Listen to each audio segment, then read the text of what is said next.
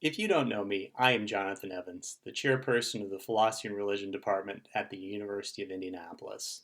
This week, we will be recognizing outstanding achievement by our philosophy and religion majors. Each day, a new award will be presented by a philosophy and religion faculty member. Today, I have the pleasure of introducing Dr. Nathan Johnson, Assistant Professor of Religion. Dr. Johnson joined our faculty this fall, having finished his PhD in New Testament at Princeton Theological Seminary. We are delighted to have him as a colleague.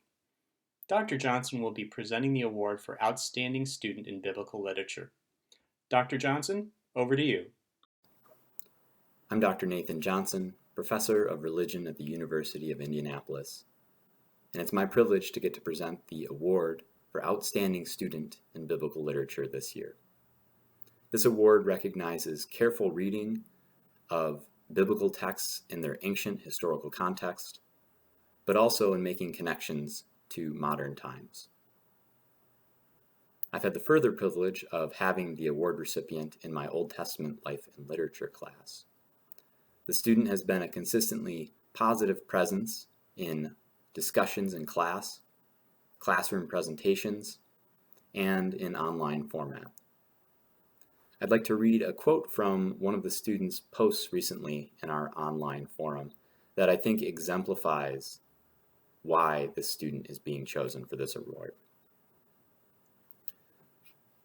The student makes a connection between Micah and Martin Luther King Jr., explaining that King used the Old Testament prophets to address how he felt about being called an extremist. He explains that there were many who would jump to that conclusion.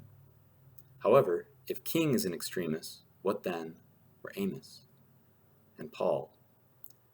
Were they not extremists, one for the spread of the gospel, the other for justice?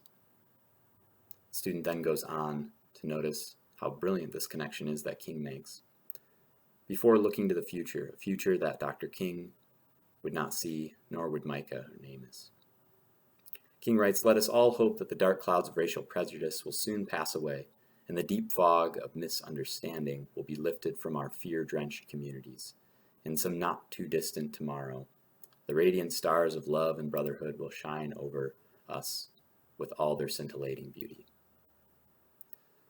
The student brought these connections between the prophets and Dr. Martin Luther King Jr.'s words in a way that's fresh, relevant, and also carefully attentive to the historical context of the early prophets, Micah and Amos.